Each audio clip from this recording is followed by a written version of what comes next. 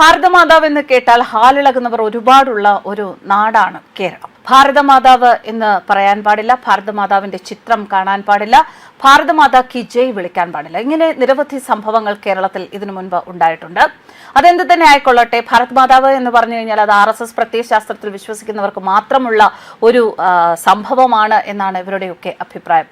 ഭാരതം എന്ന രാജ്യത്തിനെ, അതിനെ ഒരു മാതാവ് അല്ലെങ്കിൽ നമ്മൾ ജീവിക്കുന്ന ഭൂമിയെ ഒരു പുണ്യമാതാവായി കാണുന്ന ഒരു കൺസെപ്റ്റാണ് എന്ന് വിശ്വസിക്കാൻ ആരും തയ്യാറല്ല. അത് ഓരോരുത്തരുടെ വിശ്വാസം, അതവിടെ നിൽക്കട്ടെ. എന്തായാലും രാജ്യസ്നേഹികൾക്കൊക്കെ സന്തോഷം നൽകുന്ന ഒരു വാർത്തയാണ് ഇപ്പോൾ പുറത്തു വരുന്നത്. എല്ലാ ഭാരതീയരും ഭാരതമാതാവിനെ ആരാധിക്കുമ്പോൾ രാഷ്ട്രവൈഭവം സാധ്യമാകുമെന്ന് RSS സർസംഘചാലക് ഡോക്ടർ മോഹൻ ഭാഗവത്. എന്നാൽ അതിന് നമ്മൾ യഥാർത്ഥ ഭാരതീയരാകണം, ഈ രാഷ്ട്രത്തെ അറിയണം. ശ്രീ ആബാജി ഥട്ടെ സേവാ റിസർച്ച് ഇൻസ്റ്റിറ്റ്യൂട്ടിലെ ഭാരത് ദുർഗ ശക്തി സ്ഥലിന് ജംതയിലെ നാഷണൽ ക്യാൻസർ ഇൻസ്റ്റിറ്റ്യൂട്ട് ക്യാമ്പസിൽ തറക്കല്ലിട്ടതിനു ശേഷം സംസാരിക്കുകയായിരുന്നു അദ്ദേഹം. നമ്മുടെ രാഷ്ട്രം ലോകത്തിന് നേതൃത്വം നൽകുമോ എന്ന കാര്യത്തിൽ പലർക്കും ഉറപ്പില്ല.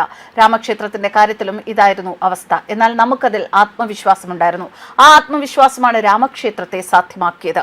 ലോകം ഭാരതത്തിന്റെ പാത പിന്തുടരുന്നില്ല എങ്കിൽ പിന്നെ അവരുടെ ഭാവി എന്തായിരിക്കുമെന്നാണ് ചോദ്യം. അത്തരം വിഷയങ്ങളിൽ സംശയത്തിന്റെ പ്രശ്നമില്ല. ഓരോ ഭാരതീയനും ഭാരതത്തെ ആരാധിച്ചാൽ ഈ രാഷ്ട്രത്തിന്റെ പൂർവ്വ വൈഭവം മടങ്ങിവരും, സർസംഘചാലക് പറഞ്ഞു. ലോകത്ത് ഭാരതമൊഴിച്ചുള്ള രാജ്യങ്ങളിൽ സത്യത്തിന്റെ പ്രചാരണത്തിന് ശക്തിയുടെ സഹായം ആവശ്യമാണ്. വടി കയ്യിലുള്ളവനാണ് എരുമയുടെ ഉടമ എന്നതാണ് നയം. നാഗ്പൂരിൽ ഭാരത് മാതാ ദുർഗയുടെ വലിയ ക്ഷേത്രം നിർമ്മിക്കുന്നു.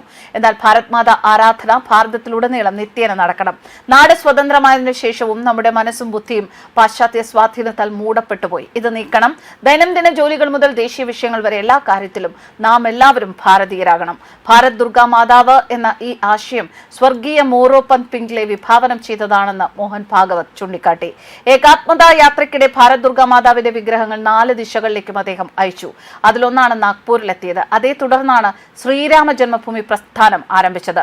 മോറോപന്ത്ജിയുടെ ദർശനം ഇപ്പോൾ ഫലപ്രാപ്തിയിലേക്ക് എത്തുകയാണെന്ന് സർസംഘചാലക് പറഞ്ഞു. ശിലാസ്ഥാപന ചടങ്ങിൽ ജുനാഖാഡയിലെ മുഖ്യപുരോഹിതൻ ആചാര്യ മഹാമണ്ഡലേശ്വർ സ്വാമി അവധേശാനന്ദ് ഗിരി, സ്വാമി ഗോവിന്ദദേവ് ഗിരി മഹാരാജ്, ചിന്മയ മിഷന്റെ സ്വാമി മിത്രാനന്ദ് ബാഗ്, ഈശ്വർധാമിലെ ധീരേന്ദ്ര കൃഷ്ണ ശാസ്ത്രി, ദീദിമ സാധ്വി ഋദ്ധംബര, RSS അഖില ഭാരതീയ കാര്യകാരി അഗം ഭയ്യാജി ജോഷി, മഹാരാഷ്ട്ര മുഖ്യമന്ത്രി ദേവേന്ദ്ര ഫട്നാവിസ്, കേന്ദ്രമന്ത്രി നിതിൻ ഗഡ്കരി തുടങ്ങിയവർ പങ്കെടുത്തു.